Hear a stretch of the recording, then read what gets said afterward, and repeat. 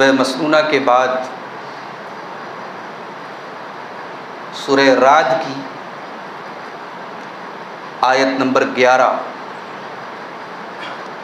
آپ کے سامنے تلاوت کی گئی۔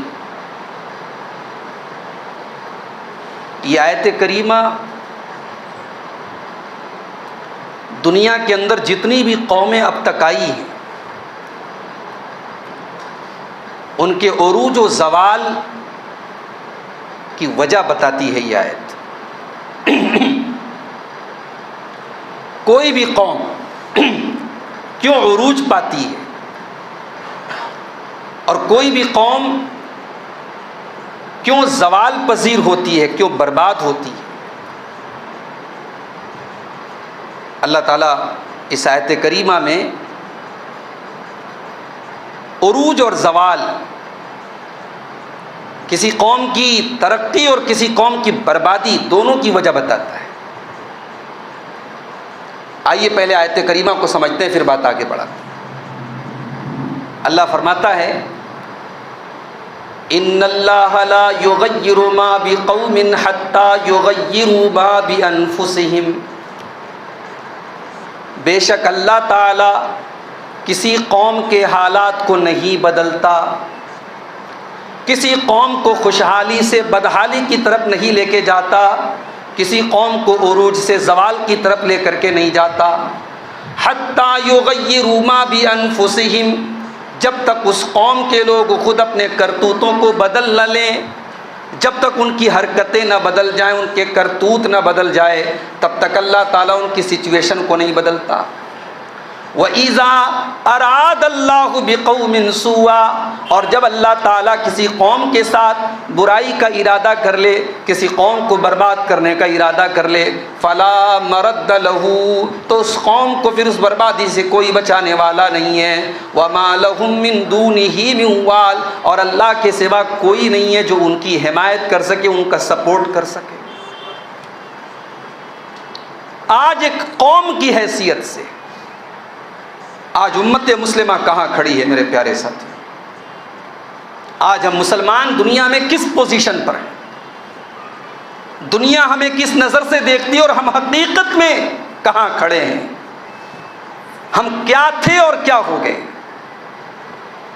بقول اقبال، کبھی اے نوجوان مسلم تدبر بھی کیا تو نے، وہ کیا گردوں تو جس کا ہے ایک ٹوٹا ہوا تارا۔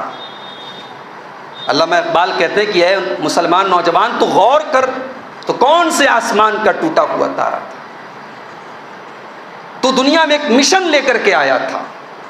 جب رستم کے دربار میں حضرت ربیع ابن عامر رضی اللہ تعالیٰ عنہ سے پوچھا تھا رستم نے، ایرانی کمانڈر نے، کہ کیوں تم دنیا میں کیا کرنا چاہتے ہو، تمہارا مشن کیا ہے، تمہارا گول کیا ہے، تمہارا ٹارگٹ کیا ہے، تمہارا ایم کیا ہے، تمہارا مقصد کیا ہے؟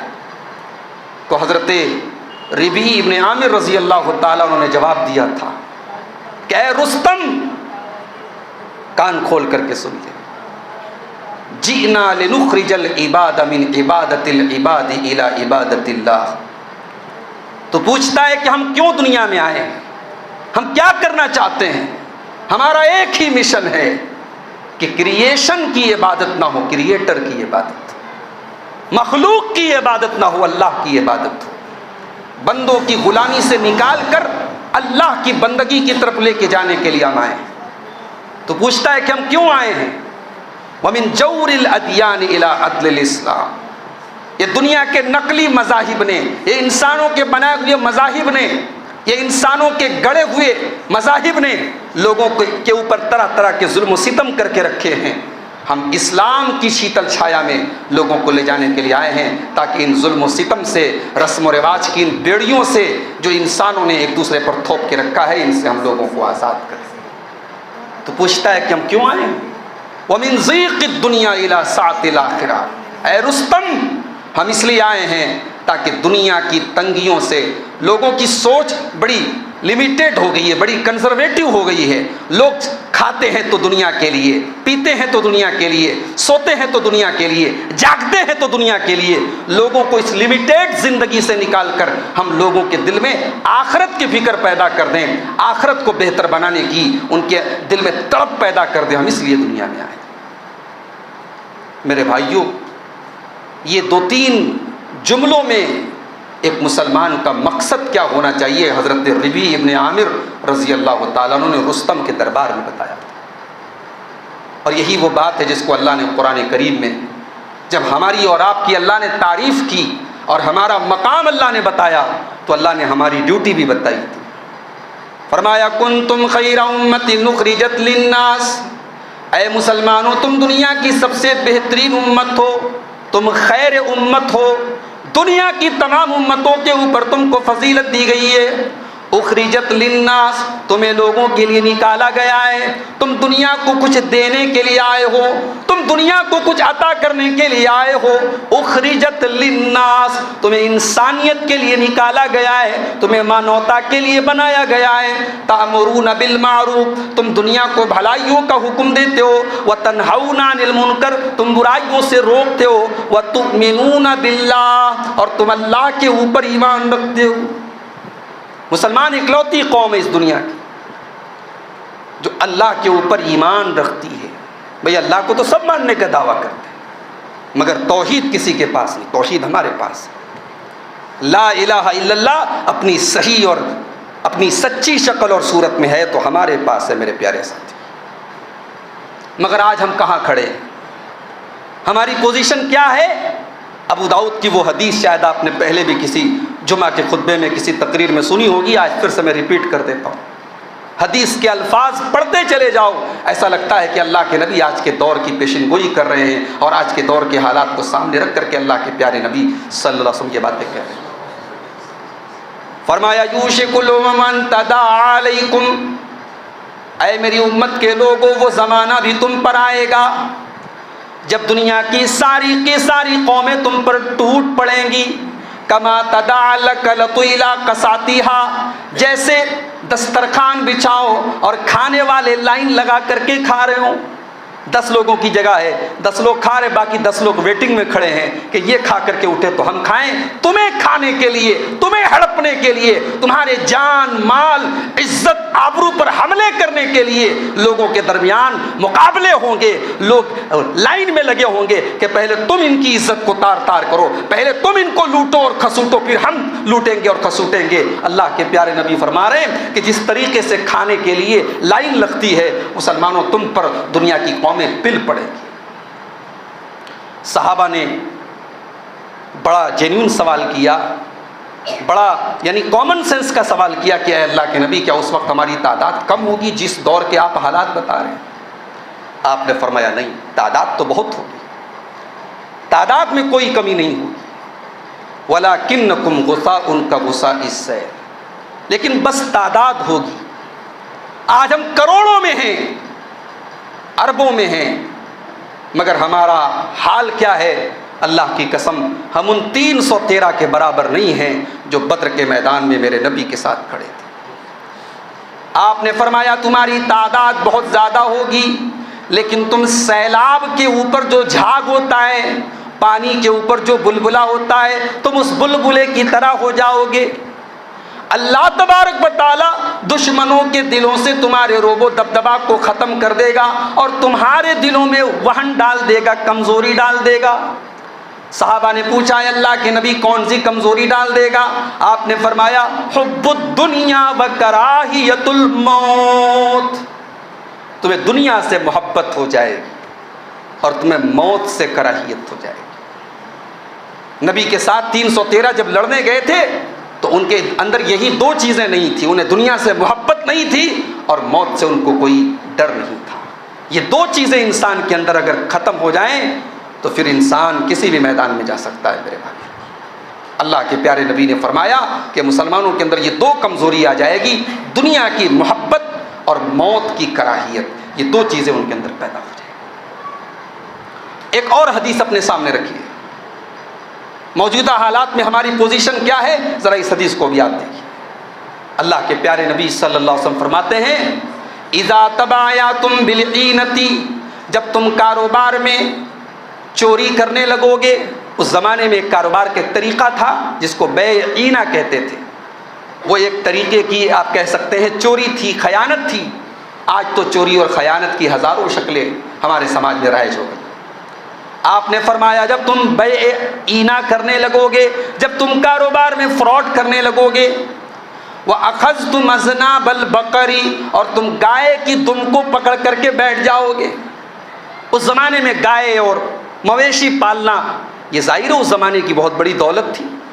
آج آپ اس کو اپنے کاروبار کے ساتھ جوڑ دیجیے. آج آپ کا جو بزنس ہے، جو کاروبار ہے، جو کیپٹل ہے، اس کے ساتھ آپ جوڑ دیجیے. آپ نے فرمایا تم گائے کی دم پکڑ کر کے بیٹھ جاؤ گے. وَرَضِيتُمْ بِالزَّرْعِ، اور تم اپنی کھیتی باڑی کے اوپر، اپنی دنیا کی دولت کے اوپر مگن ہو جاؤ گے. وَتَرَكْتُمُ الْجِهَادَ، اور اللہ کی راہ میں قربانی کا جذبہ تمہارے اندر سے ختم ہو جائے گا. سَلَّطَ اللَّهُ عَلَيْكُمْ ذُلًّا، تو اس وقت اللہ تعالیٰ اتنی بڑی ذلت اور رسوائی میں تم کو ڈال دے گا. لَا يَنزِعُهُ، کہ وہ ذلت تب تک ختم نہیں ہوگی. حَتَّى تَرْجِعُوا إِلَىٰ دِينِكُمْ، جب تک تم اللہ کے دین کی طرف رجوع نہ کرو گے. آج ہم ذلیل ہیں میرے پیارے ساتھی، اور اس بات کو ہم جتنا جلدی تسلیم کر لیں اتنا بہتر ہے. اور آج ہمارے خطبہ جمعہ کا یہی عنوان ہے کہ ہم ذلیل کیوں ہیں، ہماری ذلت کے اسباب کیا ہیں، اس کے ریزنز کیا ہیں، اس کے کازز کیا ہیں، کیوں ہم آج دنیا میں ذلیل ہیں. بھئی ہم تو مسلمان ہیں نا، قرآن پڑھتے ہیں، لا الہ الا اللہ محمد رسول اللہ کے اقرار کرتے ہیں، اور اللہ نے تو وعدہ کیا تھا کہ ہم ایمان والوں کی ضرور مدد کریں گے. اللہ کا وعدہ تو جھوٹا نہیں ہو سکتا. اللہ نے سورہ محمد کے اندر فرمایا یا ایھا الذین آمنوا ان تنصروا اللہ ینصرکم ویثبت اقدامکم، اے ایمان والو اگر تم اللہ کی مدد کرو گے تو اللہ ضرور تمہاری مدد کرے گا. ویثبت اقدامکم، تمہارے قدم کو جمع کر کے رکھے گا، تمہیں مضبوط رکھے گا. اللہ نے قرآن میں ایک جگہ اور فرمایا انا لننصر رسلنا والذین آمنوا فی الحیات الدنیا ویوم یقوم الاشہاد، ہم اپنے رسولوں کی مدد کرتے ہیں اور ہم ایمان والوں کی مدد کرتے ہیں دنیا میں بھی اور آخرت میں بھی. تو کہاں ہے اللہ کی مدد؟ کیوں آج اللہ کی مدد نہیں آ رہی، اور کیوں آج چاہے ہم اپنے ملک کے حالات کو دیکھیں نیشنل لیول کے اوپر، چاہے ہم انٹرنیشنل لیول کے اوپر حالات کو دیکھیں، آج ہم ذلیل اور رسوا کیوں ہیں؟ میں چاہتا ہوں کہ آج مختصر سی بات جو ہے اس موضوع پر کیا جائے. پوائنٹس تو بہت سارے ہیں لیکن مختصر وقت میں 8 پوائنٹ پر آپ کے سامنے بات رکھوں گا کہ 8 جو ہے وہ میجر ریزنز کیا ہیں، وہ اہم اسباب کیا ہیں، وہ بنیادی چیزیں کیا ہیں جن کی وجہ سے آج ہم اور آپ ذلیل و رسوا ہیں. میں امید کرتا ہوں کہ ہم ان اسباب کو سننے کے ساتھ ساتھ ان کو سمجھیں گے اور اپنی ان کمزوریوں کو انشاءاللہ ہم دور کریں گے. سب سے پہلی چیز، ہم ذلیل کیوں ہیں؟ سب سے پہلی وجہ بھئی ہمارے دین کی جڑ کیا ہے؟ توحید ہے. ہمارے دین کی بنیاد کیا ہے؟ توحید ہے. ہماری آئیڈینٹی کیا ہے؟ توحید ہے. ہماری پہچان کیا ہے؟ توحید ہے. اور آج کا مسلمان توحید سے دور ہے. مسجدوں سے زیادہ آپ کو مزاروں پہ اور درگاہوں پہ بھیڑ نظر آئے گی. اللہ کی بارگاہ میں سر جھکانے والے گنتی میں ملیں گے، اور پیروں اور فقیروں کے در پہ حاضری دینے والے آپ کو کروڑوں میں ملیں گے. آج کا مسلمان شرک کی مختلف قسموں میں ڈوبا ہوا ہے. بہت کم ایسے نوجوان آپ کو ملیں گے جن کے ہاتھ میں، جن کے گلے میں دھاگے نہ ہوں. بہت کم نوجوان لڑکیاں آپ کو ایسے ملیں گی جن کے پیروں میں دھاگے نہ ہوں. آج مسلمان کا ایمان چند دھاگوں کے اوپر ہے، ان دھاگوں کو اپنا مشکل کشا بنا کے بیٹھا ہے. اللہ کی مدد آئے گی تو کہاں سے آئے گی میرے بھائی؟ اللہ نے مدد کا وعدہ کیا تھا ایمان کی کنڈیشن کے ساتھ، توحید کی کنڈیشن کے ساتھ. قرآن مجید کا 18واں پارہ اٹھاؤ، سورہ نور کی آیت نمبر 55 میں اللہ فرماتا ہے وعد اللہ الذین آمنوا منکم وعملوا الصالحات، اے ایمان والو تم سے اللہ کا وعدہ ہے لَيَسْتَخْلِفَنَّهُمْ فِي الْأَرْضِ كَمَا اسْتَخْلَفَ الَّذِينَ مِنْ قَبْلِهِمْ، کہ اللہ تعالیٰ تم کو زمین کے اندر حکومت بھی عطا فرمائے گا، اقتدار بھی عطا فرمائے گا جیسے تم سے پہلے کے لوگوں کو عطا کیا تھا. وَلَا يُمَكِّنَنَّ لَهُمْ دِينَهُمُ الَّذِي ارْتَضَىٰ لَهُمْ، اور اللہ اپنے دین کو دنیا میں غالب بھی کرے گا. وَلَيُبَدِّلَنَّهُم مِّن بَعْدِ خَوْفِهِمْ أَمْنًا, اور اللہ تعالیٰ تمہیں امن اور چین اور سکون عطا فرمائے گا. شرط کیا ہے؟ شرط یہ ہے یعبدوننی لا یشرکون بی شیئا, کہ تم صرف اور صرف میری عبادت کرو, میرے ساتھ شرک مت کرو. لیکن آج امت کے اندر شرک ہو رہا ہے. اور شرک کی کون سی ایسی قسم ہے میرے بھائی؟ ابھی لیٹسٹ ایک صاحب کوئی تھے افغانستان کے, جن کے بارے میں یہ مشہور تھا کہ وہ خواجہ معین الدین چشتی اجمیری کے جو ہے خاندان کے ہیں, ان کے پرپوتے کیا ان کے لگتے ہیں. وہ آئے تھے اور عورتیں جو ہیں ان کے اوپر پھول برسا رہی تھی. ناسک کے اندر, مہاراشٹر کے اندر وہ انسان رہتا تھا. اور ابھی لیٹسٹ ایک نیوز آئی, اچھا وہ اتنا زیادہ لوگ اس کو مان رہے ہیں, اس کے آگے سجدے کر رہے ہیں, اس کے پیر چوم رہے ہیں, عورتیں اس کے سامنے جو ہے جھک رہی ہیں, تمام چیزیں ہو رہی ہیں. اور ابھی لیٹسٹ خبر آئی کہ اس کے ڈرائیور نے, کوئی معاملہ تھا, اس کو گولی مار کے ختم کر دیا. یہ آج کا مسلمان کر رہا ہے, زندوں کے آگے جھک رہا ہے, مردوں کے آگے جھک رہا ہے, تعویذ اور گنڈے لٹکا رہا ہے. دکانوں مکان کی خیر و برکت کے لیے الٹی سیدھی گنتیاں اس نے کمرے اور دکانوں پہ لٹکا کے رکھی ہیں. اور یہ ہمارے ایمان کا حال ہے. اس کے بعد ہم یہ ایکسپیکٹ کرتے ہیں کہ اللہ کی مدد آئے گی. اللہ کی مدد کہاں سے آئے گی میرے پیارے؟ تو یہ جو شرک ہو رہا ہے, اللہ کے نبی نے اس کی پیشن گوئی کی تھی. اللہ کے پیارے نبی نے فرمایا صلی اللہ علیہ وسلم, لا تقوم الساعة حتى تلحق قبائل من امتی بالمشرکین, قیامت اس وقت تک نہیں آئے گی جب تک میری امت کے اندر کچھ لوگ مشرکوں کے ساتھ نہیں مل جائیں گے. وحتی یعبد الاوثان, اور آستانوں کی, بتوں کی, درگاہوں کی پوجا میری امت کے اندر بھی کی جائے گی. بکرے ذبح ہو رہے ہیں صاحب, بڑے پیر صاحب کے نام پہ, جانور ذبح ہو رہے ہیں, مرغے ذبح ہو رہے ہیں سید سالار مسعود غازی کے نام پہ, خواجہ معین الدین چشتی اجمیری کے نام پہ, اور ہزاروں. آپ کے اسی بہار میں سہسرام ایک جگہ ہے, میں بہت پہلے وہاں گیا تھا, مجھے کسی نے بتایا کہ صاحب وہاں ہر گھر میں کوئی نہ کوئی مزار ہے. یہ مسلمان کی عقیدے کا یہ حال ہے. اور اس کے بعد ہم یہ امید لگائیں کہ اللہ کی مدد کیوں نہیں آتی. ایک اور حدیث سنیے, شرک کہاں تک پہنچے گا اس امت کے اندر. صحیح مسلم کی روایت, اللہ کے نبی نے فرمایا لا تقوم الساعۃ, قیامت نہیں آئے گی حتی تضطرب الیات نساء دوس علی ذی الخلصہ, جب تک کہ دوس قبیلے کی عورتیں طواف نہیں کریں گی ذو الخلصہ نام کے بت کی. یہ دوس قبیلہ کون سا قبیلہ تھا بھائی؟ حضرت ابو ہریرہ کا قبیلہ تھا, عرب کا بڑا مشہور قبیلہ تھا. اور اس قبیلے کا ایک بت تھا جس کی وہ لوگ پہلے پوجا کرتے تھے, عبادت کرتے تھے, اس کا نام تھا ذو الخلصہ. اللہ کے پیارے نبی فرما رہے ہیں کہ یہ دور بھی آئے گا کہ عرب کے اندر وہ قبیلہ پھر سے اپنے باپ دادا جس بت کی عبادت کرتے تھے, حالات یہاں تک پہنچیں گے اس بت کے آگے طواف کریں گی تو اس قبیلے کی.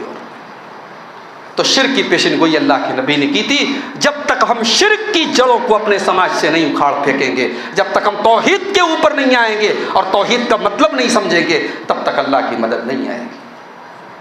دوسری وجہ ہماری ذلت اور رسوائی کی, دوسری وجہ ہماری تفرقہ بازی, ہماری آپس کی صرف فٹول اور ہماری آپس کی فرقہ پرستی. اور حالات یہاں تک پہنچ گئے کہ آج ہم سے زیادہ غیروں کو پتہ ہے کہ ان کے اندر کتنے گروپس ہیں اور کتنے فرقے ہیں اور کتنے مسلک ہیں. اور آئی بی سے لے کر کے CID تک, اور انٹیلیجنس سے لے کر کے پولیس محکمے تک, اور منتریوں سے لے کر کے تمام وزراء تک, سب کو پتہ ہے کہ مسلمان کہیں برادریوں کے نام پر بٹا ہے, کہیں مسلک کے نام پر بٹا ہے. اور اس قدر بٹا ہے کہ ایک مسلک والا دوسرے مسلک کو کافر سمجھتا ہے, اور ایک مسلک والا دوسرے مسلک کے پیچھے نماز نہیں پڑھتا ہے. اور یہاں تک معاملہ پہنچا کہ ایک مسلک کا انسان انتقال کرتا ہے اور دوسرے مسلک کا اگر مولوی اس کے جنازے کی نماز پڑھا دیتا ہے تو پھر فتویٰ آتا ہے کہ صاحب جنازے کی نماز جن لوگوں نے پڑھی ان کا نکاح ٹوٹ گیا. اور پھر پورے گاؤں میں اجتماعی نکاح ہو رہا ہے, ایک طرف سے لوگ نکاح پڑھ رہے ہیں اپنی بیوی کے ساتھ دوبارہ, کیونکہ سب کا نکاح ٹوٹ گیا. یہ مذاق میڈیا میں بنتا ہے اور ہم دیکھ رہے ہیں میرے بھائیوں, ہمارا آپس کا اختلاف بھی یہ ہماری ذلت اور رسوائی کی بہت بڑی وجہ ہے. کسی کو اپنی برادری پر ناز ہے کہ صاحب میں سید ہوں, میں شیخ ہوں, میں افغانی ہوں, میں فلاں ہوں, میں فلاں ہوں. اسلام کے اندر اس برادری بات کا کوئی تصور نہیں ہے میرے بھائی. اسلام تو وہ دین ہے جس نے حبشہ کے رہنے والے بلال کو بھی نبی کے صحابہ کے درمیان وہ پوزیشن دی تھی کہ جب حضرت بلال کو حضرت ابو بکر نے آزاد کیا تو حضرت عمر کہا کرتے تھے کہ ہمارے آقا ابو بکر نے ہمارے آقا بلال کو آزاد کیا. آتقا سیدنا ہمارے سید نے، ہمارے سردار نے، ہمارے آقا ابو بکر نے ہمارے آقا بلال کو آزاد کیا. بلال کو بھی اپنا سردار اور اپنا آقا کہہ رہے ہیں اور ابو بکر کو بھی اپنا آقا کہہ رہے ہیں. یہ اسلام کی تعلیم ہے میرے پیارے ساتھیوں. اور اسلام کی تعلیم تو یہ ہے کہ ایک ہی صف میں سماج کا کمزور ترین انسان بھی کھڑا ہے اور اسی صف میں سماج کا سب سے امیر ترین آدمی بھی کھڑا ہے. ایک ہی صف میں کھڑے ہو گئے محمود و ایاز، نہ کوئی بندہ رہا نہ کوئی بندہ نواز. تو اس تفرقہ بازی کی اسلام میں کوئی گنجائش نہیں. اللہ نے فرمایا وَلَا تَنَازَعُوا، تم آپس میں اختلافات نہ کرو، تم آپس میں پھوٹ نہ ڈالو، تم آپس میں بٹوارے نہ کرو، فَتَفْشَلُوا، ورنہ تم کمزور پڑ جاؤ گے، وَتَذْهَبَ رِيحُكُمْ، تمہاری ہوا اکھڑ جائے گی. تو یہ دوسری وجہ ہے. تیسری وجہ ہماری ذلت اور رسوائی کی، اللہ کے رسول صلی اللہ علیہ وسلم کی نافرمانی. غزوہ احد میں صرف ایک نافرمانی ہوئی تھی. اللہ کے نبی نے پہاڑی کے کنارے 50 صحابہ کو کھڑا کیا تھا اور ان کو یہ ڈائریکشن دیا تھا کہ جنگ کے حالات کچھ بھی ہو جائیں آپ اپنی پوزیشن سے نہ ہٹیے گا. مگر جب مسلمانوں نے جنگ جیت لی اور مال غنیمت کو حاصل کرنے لگے تو ان 50 لوگوں نے جب دیکھا یہ منظر تو کہا اب تو معاملہ ختم ہو چکا ہے، اب مال غنیمت کو حاصل کیا جا رہا ہے، اب اللہ کے پیارے نبی کا وہ آرڈر کینسل ہو گیا، اب ہمیں میدان جنگ میں چلے جانا چاہیے، اب یہاں کھڑے رہنے کی کوئی ضرورت نہیں ہے. حضرت جبیر رضی اللہ تعالیٰ عنہ، حضرت جبیر رضی اللہ تعالیٰ عنہ جو ان 50 تیر اندازوں کے سردار تھے، انہوں نے سب کو منع کیا کہ نہیں، اللہ کے نبی کا بڑا سختی کے ساتھ ڈائریکشن تھا کہ ہمیں اس پوزیشن کو نہیں چھوڑنا ہے. مگر ان لوگوں نے ان کی بات نہیں مانی اور 50 میں صرف 13 لوگ اس پہاڑی کے اوپر رہ گئے. اور اس کے بعد کچھ ہی دیر کے بعد خالد بن ولید جو ابھی مسلمان نہیں ہوئے تھے اور وہ مشرکین کے کمانڈر تھے، انہوں نے پوری جنگ کا پاسا پلٹ دیا اور مسلمان جیتی ہوئی جنگ ہار گئے. اللہ نے سورہ آل عمران کے اندر اس واقعے کو ذکر کرتے ہوئے فرمایا کہ مسلمانوں وَلَقَدْ صَدَقَكُمُ اللَّهُ وَعْدَهُ، یاد کرو جب اللہ تعالیٰ نے اپنا وعدہ پورا کیا تھا، اِسْتَحُسُّونَهُمْ بِإِذْنِهِ، تم اپنے دشمن کا صفایا کر رہے تھے اللہ کے حکم سے، حَتَّى إِذَا فَشِلْتُمْ، یہاں تک کہ جب تم سست پڑ گئے، وَتَنَازَعْتُمْ فِي الْأَمْرِ، اور تم آپس میں اختلافات کرنے لگے، وَعَصَيْتُمْ، اور تم نے رسول کی نافرمانی کی، مِن بَعْدِ مَا أَرَاكُمْ مَا تُحِبُّونَ، جب مال غنیمت کو دیکھ کر کے تم نے رسول کی نافرمانی کر دی، اس کے بعد ہم نے حالات کو بدل دیا اور پھر یہ حالات تم پر آئے. میرے پیارے ساتھیوں، نبی کا حکم ٹوٹا ہے تو جیتی جنگ ہاری ہے.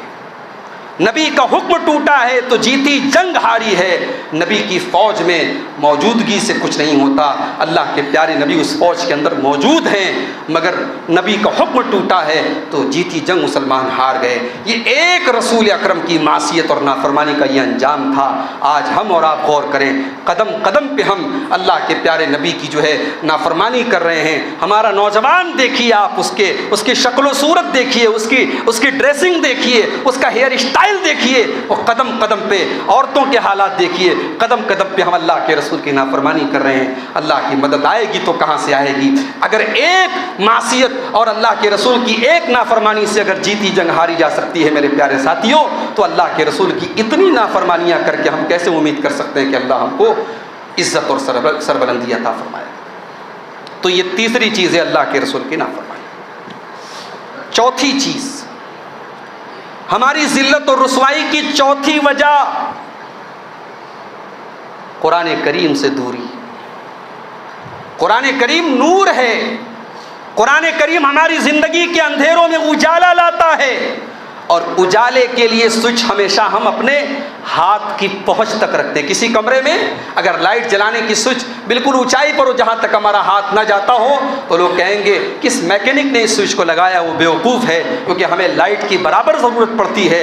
ہمیں اس سوئچ کو اپنے ہاتھ کی پہنچ تک رکھنا پڑتا ہے تاکہ ہم جب چاہیں تب ہم اس روشنی کو جلا سکیں. قرآن کریم کو اللہ نے نور کہا ہے. میرے پیارے ساتھیوں، آج ذرا اپنے دل پر ہاتھ رکھ کر کے بتاؤ کہ آخری بار آپ نے قرآن کو کب ٹچ کیا تھا؟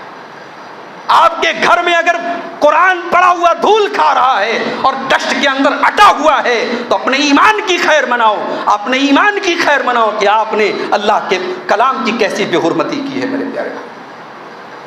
کل قیامت کے دن اللہ کے نبی اللہ کی بارگاہ میں شکایت کریں گے، وقال الرسول یا ربی ان قوم اتخذوا هذا القرآن مہجورا۔ قیامت کے دن اللہ کے رسول کہیں گے، اے اللہ میری قوم نے قرآن کو چھوڑ دیا تھا، میری قوم نے قرآن کو پسے پشت ڈال دیا تھا۔ آج ہمارے نوجوانوں کو میوزک اور گانوں سے سکون ملتا ہے۔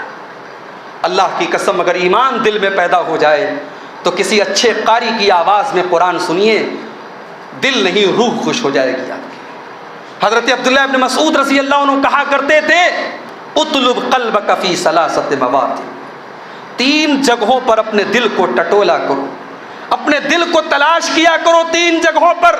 اگر 3 جگہوں پر تمہیں اپنا دل ملے تو سمجھو کہ ہاں تمہارے پاس دل ہے، ورنہ سمجھ جاؤ کہ تمہارے پاس دل نہیں ہے، اور اللہ سے دعا کرو اللہ تمہیں دل عطا کرے۔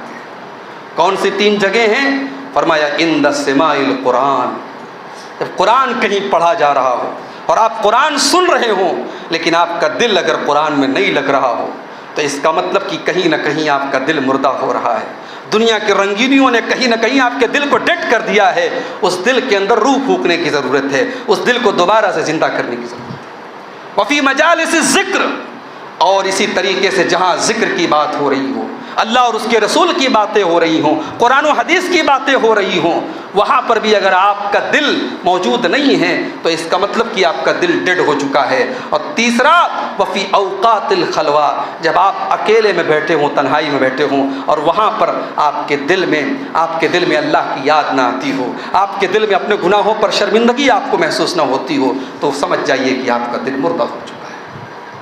تو قرآن کریم کو چھوڑنا یہ چوتھی بہت بڑی وجہ ہے ہماری ذلت و رسوائی کی۔ نمبر 5، 5ویں وجہ ہمارے نوجوانوں کی دین سے دوری۔ کسی بھی قوم کا کیپٹل ہوتے ہیں اس قوم کے نوجوان، کسی قوم کی امیدیں ہوتی ہیں اس قوم کے نوجوان، کسی قوم کے مستقبل کا دار و مدار ہوتا ہے اس قوم کے نوجوانوں کا۔ آج ہماری قوم کے نوجوانوں کا کیا حال ہے؟ ان کے مشغلے کیا ہیں؟ ان کی مصروفیت کیا ہے؟ یہ دن رات کہاں بزی ہیں؟ آپ ذرا جائزہ لے لیں۔ نہ اللہ کی محبت ہے دلوں میں، نہ رسول کی محبت ہے دلوں میں، نہ دین کا جذبہ ہے دلوں میں۔ کوئی عشق و محبت میں لگا ہے، کوئی ڈرگس میں لگا ہے، کوئی غنڈہ گردی میں لگا ہے، کوئی دنیا کمانے کے چکر میں پاگل بنا پھر رہا ہے۔ ان کے دل میں میرے بھائیوں دین کہاں ہے؟ ان کے دل میں آخرت کی طلب کہاں ہے؟ میرے نبی کے صحابہ بھی تو نوجوان تھے، حضرت خالد بن ولید بھی تو نوجوان تھے، عثمان غنی بھی تو نوجوان تھے، علی بن ابی طالب بھی تو نوجوان تھے، زید بن حارثہ بھی تو نوجوان تھے۔ میرے نبی کی پوری ٹیم نوجوانوں کی ٹیم تھی۔ اسلام کے پودے کو اپنے خون جگر سے سینچنے والے سب نوجوان تھے۔ میرے نوجوان ساتھیوں، آج آپ کے وہ ہیروز جو اسلامی تاریخ کے ریئل ہیروز ہیں، ذرا ان کی زندگیوں کا آپ مطالعہ کریں اور ذرا اپنی زندگیوں کو کمپیئر کریں کہ ہم کہاں ہیں اور وہ کہاں ہیں۔ میرے نوجوان ساتھیوں، اپنی زندگی کے مقصد کو سمجھو۔ یہ جوانی اللہ نے بڑی قیمتی دولت دی ہے، یہ جوانی اللہ نے بڑی قیمتی نعمت دی ہے، اور اس جوانی کا حساب اللہ کل قیامت کے دن لے گا۔ اللہ کے پیارے نبی صلی اللہ علیہ وسلم فرماتے ہیں، بندہ اپنی جگہ سے ہل نہیں سکتا جب تک 5 سوالوں کا جواب نہ دے دے۔ ان 5 سوالوں میں ایک سوال یہ بھی ہوگا، وَأَنْ شَبَابِهِ فِي مَا أَبْلَاهُ، تو نے اپنی جوانی کو کہاں استعمال کیا، تو نے اپنی جوانی کو کہاں پرانا کیا۔ نمبر 6، ہماری ذلت و رسوائی کی 6ٹھی وجہ، نوجوانوں کے ساتھ ساتھ سماج کا ایک اور بہت بڑا طبقہ ہوتا ہے جس کا سماج پر بڑا امپیکٹ پڑتا ہے، بڑا اثر پڑتا ہے، اور وہ ہے عورتوں کا طبقہ۔ عورتوں کا بگاڑ پورے سماج کا بگاڑ ہے، کیونکہ ایک عورت اگر اس کے اندر دین داری نہیں ہے، اس کے اندر اخلاق نہیں ہے، تو ایک ماں کے اندر اخلاق نہیں ہے، ایک بیوی کے اندر اخلاق نہیں ہے، ایک بہن کے اندر اخلاق نہیں ہے۔ کہتے ہیں کہ ایک عورت اگر بن گئی تو اس نے پورے پریوار کو بنا دیا، پورے خاندان کو بنا دیا، اور ایک عورت اگر بگڑ گئی تو اس نے پورے پریوار کو بگاڑ دیا۔ آج ہماری عورتوں کو ہم نے موبائل ان کے ہاتھوں میں لا کے دے دیا، ہم نے گھروں میں ٹی وی لا کے رکھ دیا، ہم نے ڈش کا ریچارج بھی کرا دیا، ہم نے اپنی عورتوں کو دین سے دور کرنے والے تمام وسائل ان کو عطا کر دیا۔ ہماری عورتوں کو بے حیائی کے جال میں پھنسانے والی تمام چیزیں 24 آورز اویلیبل، ہماری عورتوں اور لڑکیوں کو عریانیت اور زناکاری اور بدکاری کی طرف لے کے جانے والی تمام چیزیں 24 آورز اویلیبل، لیکن دین کے قریب لانے والی چیزیں 0% اویلیبل۔ جمعہ کے خطبوں میں عورتیں نہیں آتی، ہمارے یہاں انتظام نہیں ہے صاحب۔ ہم سے یہاں کے ذمہ داروں نے کہا شیخ ہمارے یہاں عورتوں کو لوگ مسجدوں سے دور رکھتے ہیں۔ بہت اچھی بات ہے، اگر آپ نے عورتوں کو مسجد سے اس لیے دور رکھا ہے کہ آپ کا نظریہ یہ ہے کہ صاحب عورتیں بے حیائی کرتی ہیں، بے پردگی کرتی ہیں، ان کا مسجد میں آنا مناسب نہیں ہے، تو معاف کیجئے کل سے شاپنگ کے لیے بھی عورتوں کو لے جانا بند کر دیجئے۔ کل سے پٹنہ کے بڑے بڑے پکنک اسپاٹس پر بھی عورتوں کو لے جانا بند کر دیجئے، کل سے بازاروں میں بھی عورتوں کو لے جانا بند کر دیجئے۔ اور اگر آپ بازاروں اور مارکیٹوں اور شاپنگ مالز اور پکنک اسپاٹ سے اپنی عورتوں کو نہیں روک سکتے تو آپ کو مسجد سے روکنے کا کوئی حق حاصل نہیں ہے۔ اللہ کے پیارے نبی جناب محمد رسول اللہ صلی اللہ علیہ وسلم نے فرمایا لا تمنعوا اماء اللہ عن المساجد، اللہ کی بندیوں کو مسجد آنے سے مت روکو۔ نبی کے دور میں مسجد میں عورتیں آتی تھیں، اس زمانے میں انسٹاگرام نہیں تھا، اس زمانے میں واٹس ایپ نہیں تھا، اس زمانے میں بدکاری نہیں تھی، وہ زمانہ نیک بندیوں کا تھا، اللہ کی پاک باز بندیوں کا تھا، وہ اماں عائشہ کا دور تھا، وہ حضرت فاطمہ کا دور تھا، اس دور میں عورتیں مسجد میں آتی تھیں۔ آج تو اور زیادہ ضرورت ہے میرے بھائیوں، میری قوم کے غیور نوجوانوں، اگر آپ کے اندر سماج کی اصلاح کی فکر ہے تو انشاءاللہ آج جمعہ کی نماز پڑھ کر کے یہ عہد کر کے اٹھیے کہ ہم اپنی مسجدوں میں عورتوں کے لیے انتظام کریں گے اور اپنی عورتوں کو ہم بھیجیں گے۔ اور صرف جمعہ کے خطبے نہیں، مہینے میں کم سے کم ایک دن آپ کے ہر انسان کے گھر میں کم سے کم ایک دن ایسا درس ہونا چاہیے، ایسی مجلس ہونی چاہیے، ایسا ایک پروگرام ہونا چاہیے جہاں عورتوں کے متعلق جو ہے مسائل پر اور ان کے متعلق جو چیزیں ہوتی ہیں، ان کی اصلاح کے تعلق سے جو چیزیں ہوتی ہیں ان پر گفتگو ہو۔ ہم عورتوں تک اگر دین نہیں پہنچا پا رہے ہیں پھر ہم یہ شکایت کرتے ہیں کہ صاحب ہماری عورتیں بے حیا ہو رہی ہیں، ہماری عورتیں غلط راستے پر جا رہی ہیں، مسلمان لڑکیاں غیروں کے ساتھ بھاگ رہی ہیں۔ آپ گھر کا دروازہ کھلا رکھیں گے تو چور تو گھر میں انٹری کرے گا نا۔ آپ گھر کی سیکیورٹی کو مضبوط کیجئے، انشاءاللہ چور کا صفایا ہو جائے گا۔ تو یہ 6 چیزیں ہوں گی۔ نمبر 7ویں چیز یہ ہے میرے پیارے ساتھیوں، ہماری ذلت اور رسوائی کی 7ویں وجہ یہ ہے ہمارے اندر قربانی کا جذبہ نہیں، دین کے لیے قربانی کا جذبہ نہیں۔ دین ہماری زندگی میں بہت سیکنڈری ہے کہ چلو بھائی جمعہ کا دن آئے گا، سفید کپڑا پہن لیں گے، عطر وغیرہ لگا کے وضو کر کے مسجد میں آ جائیں گے۔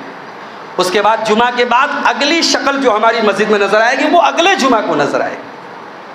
میرے بھائیو، دین کوئی ویکلی سائیکل نہیں ہے کہ جس کو ایک ہفتے میں پورا کر دیا جائے۔ دین سال میں ایک مہینہ تراویح پڑھنے کا نام نہیں ہے۔ دین کا تعلق تو زندگی کی پہلی صبح سے لے کر زندگی کی آخری سانس تک ہے۔ ہم جس اللہ کی عبادت کرتے ہیں وہ اللہ ہمارے دل کی ایک ایک دھڑکن کا مالک ہے، ہماری ایک ایک سانس کا مالک ہے۔ ابھی ہمارے پڑوسی ملک کے ایک نوجوان کی تصویر میں نے انٹرنیٹ پر دیکھی، اللہ اللہ، ایک ہٹا کٹا خوبصورت نوجوان، بہترین شکل و صورت کا مالک، بہترین ہیئر اسٹائل کا مالک، آج کینسر جیسی بیماری میں وہ ایسا مبتلا ہوا ہے، آج اس کا پورا بدن گل چکا ہے، اور اس کی دونوں جو شکل ہے، جو پہلے کی اور جو اب کی شکل ہے، میرے بھائیوں، دونوں شکلوں کو آپ دیکھیں گے اور کمپیئر کریں گے تو آپ کی آنکھوں سے آنسو نکل جائیں گے۔ میرے بھائیوں، آج اللہ نے ہم کو صحت دی ہے، کورونا کا ہم نے دور دیکھا، اچھے خاصے چلتے پھرتے لوگ اللہ کو پیارے ہو گئے۔ ہم میں سے کتنے لوگوں کے والدین اللہ کو پیارے ہو گئے، کتنے نوجوان دنیا چھوڑ کے چلے گئے۔ جاؤ قبرستان میں لیٹے ہوئے ان مکینوں سے پوچھو دنیا میں جنہوں نے بڑے گلچھرے اڑائے تھے، بڑی اللہ کی نافرمانیاں کی تھی، آج وہ قبر میں اللہ کو اپنا حساب دے رہے ہیں۔ میرے پیارے ساتھیوں، آج ضرورت اس بات کی ہے کہ آج ہم اور آپ اپنی اس ذمہ داری کا جائزہ لیں اور سوچیں کہ یہ چند روزہ زندگی گزار کر آخر اپنے رب کے پاس ہمیں جانا ہے اور اپنے پروردگار کو جواب دینا ہے۔ ہمارا رب ہم سے پوچھے گا، ہم نے تمہیں پیسہ دیا تھا، تم نے دین کے لیے کتنا پیسہ خرچ کیا؟ ہم نے تمہیں طاقتور بنایا تھا، تمہاری کتنی انرجی میرے دین کے لیے خرچ ہوئی؟ ہم نے تمہیں انٹیلیجنٹ بنایا تھا، تمہاری عقل اور تمہاری دانائی اور تمہارا وزڈم میرے دین پر کتنا استعمال ہوا، ہم نے تمہیں رائٹر بنایا تھا، تم نے دین کے لیے کیا لکھا، ہم نے تمہیں مقرر بنایا تھا، تم نے دین کو پھیلانے کے لیے کیا تمہارا جو ہے رول رہا۔ ہماری جو بھی ہماری ٹیلنٹ اور جو بھی صلاحیت ہو، ہم اس کو دین کے لیے استعمال کریں میرے بھائیوں، اور دین کے لیے قربانی کا جذبہ اپنے اندر پیدا کریں۔ ابھی ہم نے اپنے جانوروں کے گلے پر قربانی جو ہے چھری چلا کر پیش کی ہے، دین قربانی کا نام ہے، اور جب تک دین کے لیے قربانی کا جذبہ ہمارے اندر پیدا نہیں ہوگا ہم کامیاب نہیں ہو سکتے۔ اور لاسٹ اور آخری چیز یہ ہے میرے پیارے ساتھیوں کہ آج ہم ذلت اور رسوائی میں اس لیے بھی مبتلا ہیں کیونکہ ہمارے اندر توکل کی کمی ہے، اللہ کی ذات پر ہمیں یقین نہیں ہے، اللہ کی ذات پر ہمیں بھروسہ نہیں ہے۔ اگر واقعی میں بھروسہ ہو جائے تو غار ثور میں جب ابو بکر صدیق نے گھبرا کے میرے نبی سے پوچھا تھا، اے اللہ کے نبی دشمن بالکل قریب آ چکا ہے اور ذرا سا اگر وہ نیچے دیکھ لے تو ہم پکڑ لیے جائیں گے، تو اللہ کے نبی نے پورے توکل اور یقین کے ساتھ کہا تھا کہ ما ظنک باثنین اللہ ثالثہما، اے ابو بکر تمہارا کیا خیال ہے، ہم صرف دو نہیں ہیں، ہمارے ساتھ ایک تیسرا بھی ہے اللہ۔ مگر یہاں توکل کا مطلب میں یہ بھی بتا دوں، توکل کا مطلب یہ نہیں ہے کہ آپ کے پاس گاڑی ہے لیکن آپ پیدل چلیں گے کہ صاحب مجھے اللہ کی ذات پر توکل ہے۔ آپ بیمار ہیں، آپ ڈاکٹر کے پاس نہیں جائیں گے، صاحب مجھے اللہ کی ذات پر بھروسہ ہے، شفا دینے والا اللہ ہے، وہ جب چاہے گا تب شفا دے گا۔ یہ توکل نہیں ہے، یہ توکل یہ نہیں ہے۔ توکل یہ ہے کہ آپ اللہ کے اسباب کو اختیار کریں۔ ماں بچے کو جنم تب دیتی ہے جب وہ اس پروسیس سے گزرتی ہے۔ اگر شادی ہی نہ ہو اور میاں بیوی کا ملاپ نہ ہو اور انسان اولاد کی دعا کرتا رہے تو یہ اللہ کا نظام نہیں ہے میرے پیارے بھائیوں۔ ابھی ایک بڑا لیٹسٹ واقعہ چل رہا ہے ہمارے ملک میں، کیرلا سے ایک جو ہے نوجوان ہے شہاب نام کا، وہ 2023 میں حج کرنے کے لیے ابھی سے وہ اپنے گھر سے پیدل نکلا ہوا ہے، اور بڑے اس کے ویڈیو شیئر ہو رہے ہیں صاحب، بڑے اس کے فوٹو شیئر ہو رہے ہیں، اور لوگ بڑا اس کو انکریج کر رہے ہیں، اس کی حوصلہ افزائی کر رہے ہیں کہ اس کو اللہ کے گھر سے اتنی محبت ہے۔ اللہ کی قسم، اللہ کی قسم، یہ اللہ کے گھر سے محبت کے نام پر یہ حرکت مناسب نہیں ہے۔ ترمذی کی صحیح روایت ہے، اللہ کے رسول کے دور میں ایک عورت نے منت مانی، نذر مانی اللہ کے نام کی کہ اللہ نے اگر میرا فلاں کام کر دیا تو میں پیدل جاؤں گی، اللہ کے گھر کا طواف کروں گی، پیدل جاؤں گی۔ اللہ کے نبی کو پتہ چلا، آپ نے حکم دیا کہ اللہ کو تیرے پیدل چلنے کی کوئی ضرورت نہیں ہے، تو سواری کر کے جا کر کے اپنا طواف کر، تجھے پیدل جانے کی ضرورت نہیں ہے۔ آج فلائٹ کا سفر موجود ہے، آج تمام سفر کے وسائل موجود ہیں۔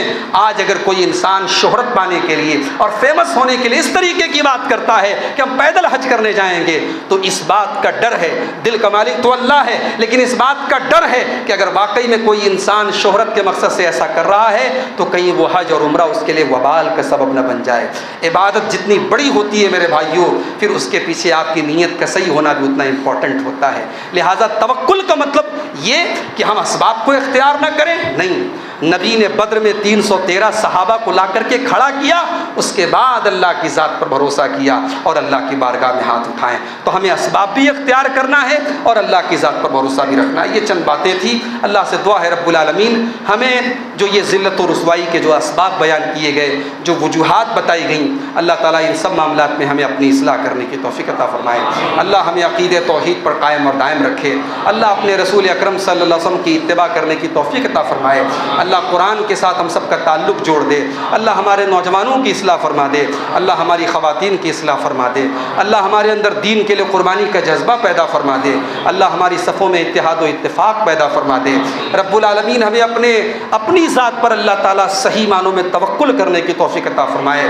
جو ہم میں بیمار ہیں اللہ ان کو شفاء کامل عاجل عطا فرمائے، جو روزی روٹی سے پریشان ہیں اللہ ان کے کاروبار میں برکت نصیب فرمائے، اللہ ہمارے ملک کی حفاظت فرمائے، ہمارے ملک کو ظالموں کے ظلم سے، شریروں کے شر سے اللہ محفوظ رکھے، جب تک دنیا میں زندہ رکھے اسلام پر زندہ رکھے، اور خاتمہ ہم سب کا ایمان پر ہو۔ آمین۔ وآخر دعوانا الحمدللہ رب